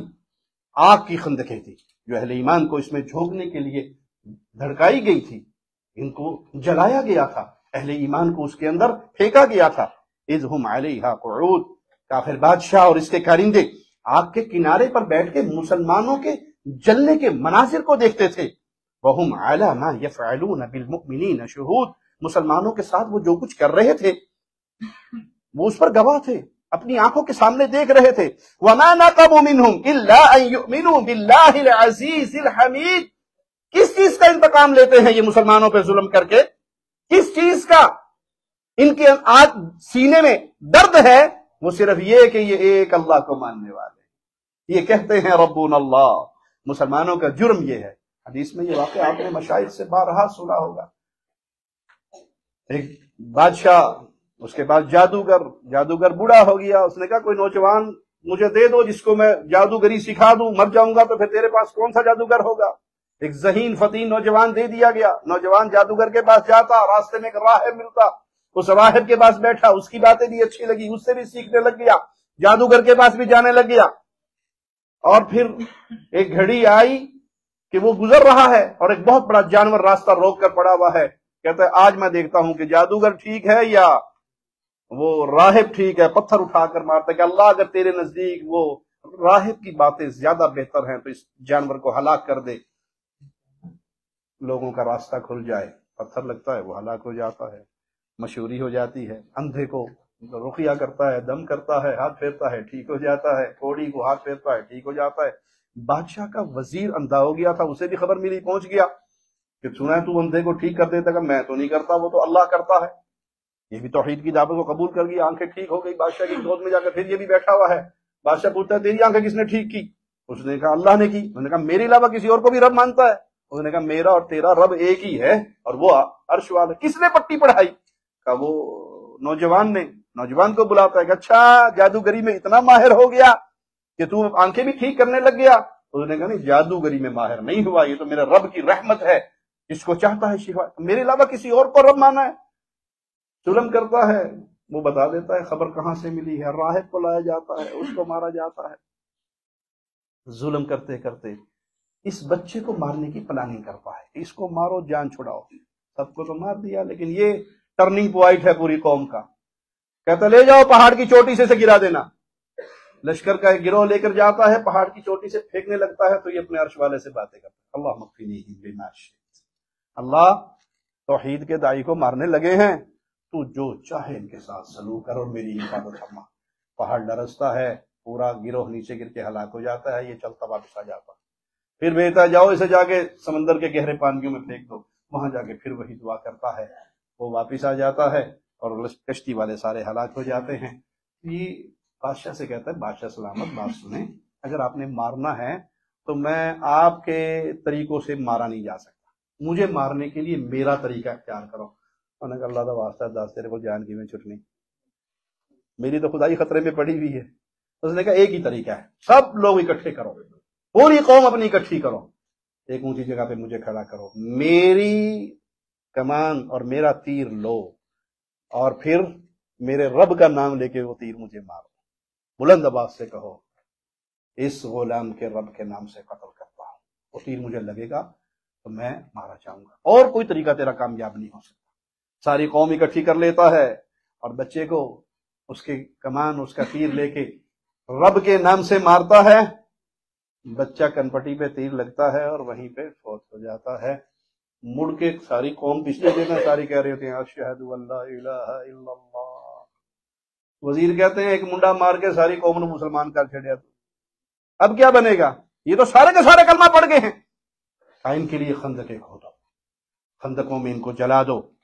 خندقوں میں گرایا جا رہا ہے، آگ جلائی جا رہی ہے اور وہ ساری قوم جلنے مرنے پر تیار ہے. آج بھی پوری مسلمان اہل سنت قوموں کو جلایا جا رہا. شام کے اندر مسلمانوں پر کون کون سے بم نہیں گرائے گئے، کون کون سا ظلم نہیں ہوا، کیا طریقے کفار نے اختیار نہیں کی. کیوں؟ کیونکہ یہ اہل سنہ ہیں، یہ قرآن اور حدیث کو ماننے والے ہیں، یہ ایک رب کی توحید کو مانتے ہیں، یہ علی کو خدا نہیں کہتے، یہ کسی اور کی پوجا نہیں کرتے. یہی انتقام لینے کے لیے آج دنیا کے مختلف کونوں میں مسلمانوں پر ظلم ہوتا ہے. اگر کوئی یہ کہے کہ یہ کیا ہے، یہ آزمائش ہے ان کے لیے. ظالموں کے لیے جہنم کا عذاب تیار ہو رہا ہے اس کے ذریعے، اور مسلمانوں کے لیے آزمائش اور درجات کی بلندی اور گناہوں کی معافی ہے. یہ مسلمان ہیں جن کو خندقوں میں گرایا جا رہا ہے، اور منظر یہاں تک بھی آیا کہ ایک عورت دوڑتی ہوئی آئی اس میں پھینکنے کے لیے. جب پھینکا گیا بچہ اس کے ہاتھ میں ہے، گود میں ہے، اور ماں ہوتی ہے، ماں کے قدم رکے، خندق میں گرنے سے پہلے ماں رکتی ہے، وہ شیر خوار بچہ آواز لگاتا ہے یا اماں اسبری فإنک حق، ماں رکی کیوں ہے؟ تو نہیں جانتی کہ تو حق پر ہے؟ مار چھلانگ اس کے اندر۔ اپنے بچے کی آواز سنتی ہے، دودھ پیتا بچہ بھی بول کر کہتا ہے کہ ماں مار دے چھلانگ، تو حق پر ہے، تو اللہ کے لیے مر رہی ہے، اور شہید ہو جاتی ہے۔ یہ ساری قوم اللہ کے پاس پہنچ جاتی ہے۔ ایمان کی بہترین حالت، بھائی یہ زندگی ختم ہو جائے لیکن ہو ایمان کی بہترین حالت میں، ہو عقیدے کی بہترین حالت میں، تو اسی کے بعد تو اللہ کا دیدار ہوگا، اسی کے بعد تو اللہ کی جنت ہوگی۔ تو یہ آزمائش کی گھڑی، اس پہ مسلمانوں نے صبر کیا، نتیجہ کیا نکلا؟ اللہ نے ان کے درجات بلند کیے۔ ہمیشہ یاد رکھیے، جہاں بھی مسلمانوں پہ ظلم ہوتا ہے اس کے پیچھے کہانی کیا ہے کہ یہ اہل توحید کے دشمن ہے۔ ان الذين فتنوا المؤمنين والمؤمنات ثم لم يتوبوا فلهم عذاب جہنم ولهم عذاب الحریق۔ جو مسلمانوں پر ظلم کرتے ہیں، ان کو مصیبتوں، فتنوں، آزمائشوں میں ڈالتے ہیں اور پھر اپنے ان گناہوں پر توبہ بھی نہیں کرتے، تو یاد رکھیے ان کے لیے قیامت کے دن دردناک عذاب ہے۔ پیارے نبی صلی اللہ علیہ وسلم کے صحابہ کو دیکھیے، سیدنا بلال کو دیکھیے، کیسے کیسے بلال پر ظلم ہوا، کہا کہ زبان سے یہ توحید کا ترانہ چھوڑ دو، لیکن بلال ایک ہی آواز لگاتے رہے، احد احد احد احد، پیغام توحید کو نہیں چھوڑا۔ پیارے نبی نے پوچھا بلال کیا عمل کرتے ہو؟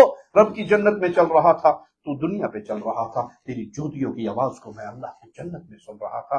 آل یاسر مسلمان ہوتے ہیں، کفار کیا کچھ ظلم نہیں کرتے، مسلمانوں پر کس طرح عذاب کے کوڑے نہیں برساتے، اور پیارے نبی دیکھ رہے ہیں، پیارے نبی موجود ہیں، اللہ کی ساری قوتیں موجود ہیں۔ کیا اللہ اس حالات کو بدل نہیں سکتا؟ بدل سکتا ہے، اس کی حکمتوں کو وہی جانتا ہے، اور آپ صبر کی تلقین کر رہے ہیں آل یاسر کو کہ صبر کرو، تمہارے ساتھ اللہ نے جنت کے وعدے کر لیے ہیں۔ پیارے نبی صلی اللہ علیہ وسلم احد کے میدان میں زخمی ہوتے ہیں، آپ کے چچا شہید ہوتے ہیں، آپ کے صحابہ شہید ہوتے ہیں، ان ساری مصیبتوں پر، ان ساری تکلیفوں پر آپ صبر کرتے ہیں۔ صحابہ آ کر کہتے ہیں اللہ کے نبی صلی اللہ علیہ وسلم دعائی کر دیجئے، ان ظالموں کا ظلم کتنا بڑھ گیا ہے، اور آپ صلی اللہ علیہ وسلم فرماتے ہیں ابھی سے تم سے پہلے ایسا زمانہ بھی گزرا کہ اہل ایمان کے سروں پر آرے رکھ کر ان کو چیر دیا گیا، لیکن وہ اللہ کے دین سے اور رب کی وحدانیت کے پیغام سے پیچھے نہیں ہٹے۔ لوہے کی کنگیاں ان کے جسموں میں ڈال کر ان کی ہڈیوں سے ان کے گوشتوں کو الگ کر دیا گیا، لیکن وہ توحید کا پیغام ان کی زبانوں سے نہ چھڑا سکے۔ آج بھی ظالم جو چاہے سلوک کر لے، اہل ایمان اور اہل توحید کی زبان سے ربنا اللہ ربنا اللہ ربنا اللہ یہ آوازیں چھڑا نہیں سکتے۔ ہاں، جو اس توحید کے راستے میں قربان ہو کر اللہ کے پاس پہنچ گیا، وہ اپنی عزتوں اور مقام کے بڑی بلندیوں پر پہنچ گیا، لیکن ان ظالموں کے لیے میرے مالک کا پیغام کیا ہے، یریدون ان یطفئوا نور اللہ بافواہہم، یہ چاہتے ہیں پھونکوں سے یہ توحید کا چراغ بجھا دیں، پھونکوں سے ان معصوموں کی زبان سے ربنا اللہ کے جملے چھین لیں، لیکن اللہ کا فیصلہ کیا ہے، یہ نور توحید پورا ہو کر رہے گا، بلے کافر جو چاہیں کرتے رہیں۔ ان آزمائشوں پر، ان تکلیفوں پر ہمیں کرنے کا حکم کیا ہے؟ سب سے پہلے اللہ کا خوف اپنے دل میں پیدا کیجیے، اللہ کے تقوی کو اپنے دل میں پیدا کیجیے۔ وَمَن يَتَّقِ اللَّهَ يَجْعَل لَّهُ مَخْرَجًا، جو اللہ سے ڈرتا ہے اللہ اس کے لیے راستے کھول دیتا ہے۔ کثرت سے استغفار کیجیے، اپنے گناہوں پر اللہ سے معافی مانگیے۔ استغفار کرنے سے، معافی کا سوال کرنے سے اللہ کی رحمتوں کا نزول ہوتا ہے۔ نبی اپنی قوموں کو یہی پیغام دیتے رہے، استغفروا ربکم ثم توبوا الیہ، اپنے گناہوں پر معافی مانگو، اللہ کی طرف رجوع کرو، توبہ کرو، نتیجہ کیا نکلے گا؟ یرسل السماء علیکم مدرارا، یہ جو بادل ہیں یہ تہ بتہ تمہارے اوپر آئیں گے اور اللہ تمہاری قوت کے اندر اور اضافہ کر دے گا۔ رسول اللہ صلی اللہ علیہ وسلم فرمایا، بندہ جب تک استغفار کو لازم رکھتا ہے، ہر وقت زبان پہ استغفر اللہ رب اغفر لی اللہم اغفر لی، نتیجہ کیا نکلتا ہے؟ جعل اللہ لہ من کل ضیق مخرجا، اللہ ہر پریشانی سے اس کے نکلنے کا راستہ بنا دیتا ہے، اسے وہاں سے رزق عطا فرماتا ہے جس کا انسان کے وہم و گمان میں تصور بھی نہیں ہوتا۔ اپنے رب سے تعلق مضبوط کیجئے، اپنی دعاؤں میں اپنے اللہ کو پکاریے، مانگیے، اللہ سے دعائیں کیجئے، اور رشتہ اپنے اللہ کے ساتھ یہ دعاؤں والا مضبوط کر لیجئے۔ وَإِذَا سَأَلَكَ عِبَادِي عَنِّي فَإِنِّي قَرِيبٌ، بندوں کے بارے میں کتنا پیارا یہ اعلان ہے مالک کی طرف سے، جب بندے میرے بارے میں سوال کرے اللہ کہاں ہے تو سن لو میں بہت قریب ہوں، اجیب دعوت الداعی اذا دعان، جب کوئی پکارنے والا پکارتا ہے اللہ اس کی پکار کو سنتا ہے۔ جب مسلمان یہ کام کریں گے، اللہ پر بھروسہ، اللہ کو پکارنا اور اللہ سے دعائیں کرنا، تو پھر یاد رکھیے ساری مصیبتیں، اس کا حل تو ایک اللہ ہی کے ہاتھ میں ہے۔ وَإِن يَمْسَسْكَ اللَّهُ بِضُرٍّ فَلَا كَاشِفَ لَهُ إِلَّا هُوَ، جب بھی تم پر کوئی مصیبت آئے، اس مصیبت کو دور کرنے والا ایک اللہ کے علاوہ اور کوئی نہیں ہے۔ اس مصیبت کو دور کرنے والا اپنی زبان پہ ایک ترانہ ہمیشہ یاد رکھیے، لا الہ الا انت سبحانک انی کنت من الظالمین، یہ اپنی زبان پہ رکھیے۔ رسول اللہ صلی اللہ علیہ وسلم کا اعلان ہے، آپ کا فرمان ہے، جس کو کوئی مصیبت ہو اس مصیبت میں ان الفاظ سے پکارے جن الفاظ سے یونس علیہ السلام نے پکارا تھا، تو اللہ اس مصیبت میں اس انسان کو نکال دیتا ہے۔ اللہ سے دعا ہے، اللہ ہمارے گناہوں کو معاف فرمائے، اللہ ہماری خطاؤں کو معاف فرمائے، اللہ ہماری سیاہکاریوں کو معاف فرمائے، اللہ اپنی رحمت کا ہمارے ساتھ معاملہ فرمائے، اللہ مسلمانوں پہ اپنی رحمت کے فیصلے، اللہ مسلمانوں پر ہونے والے مظالم کو بلند کر کے اٹھا لے، اللہ مسلمانوں کی مدد فرمائے، اللہ مسلمانوں کی مدد فرمائے، اللہ شریروں کے شر سے بچا، اللہ خوارج کے شر سے بچا، جو مسلمانوں کو ان مصیبتوں میں پھنسانے کا سبب ہیں، اللہ تو ان سے انتقام لے، جن ظالموں نے ظلم کیا ہے، جنہوں نے اس ظلم کو پھیلایا ہے، اللہ تو ان ظالموں کو جانتا ہے، اللہ تو انتقام لینے پر قادر ہے، ہمارے اہل ایمان کے ان دفعوں کا انتقام لے، اللہ مسلمانوں کو کتاب و سنت پہ چلنے کی توفیق عطا فرما، قرآن و حدیث پہ چلنے کی توفیق عطا فرما، خوارج کا یہ فتنہ، خوارج کا یہ شر جس نے گھر گھر برباد کر کے رکھ دیے ہیں، جس نے مسلمان ملکوں کو برباد کر کے رکھ دیا ہے، اللہ ان خوارج کی شر سے مسلمان ملکوں کو بھی محفوظ فرما، نوجوانوں کو بھی محفوظ فرما، اللہ بلاد حرمین کی حفاظت فرما، اللہ بلاد حرمین شریفین کی حفاظت فرما، اللہ یہ بلاد توحید، یہ بلاد حرمین شریفین، یہاں سے توحید کا پیغام پوری دنیا پہ پھیل رہا ہے، یہ دنیا کا وہ واحد ملک ہے جہاں کتاب و سنت کا غلبہ ہے،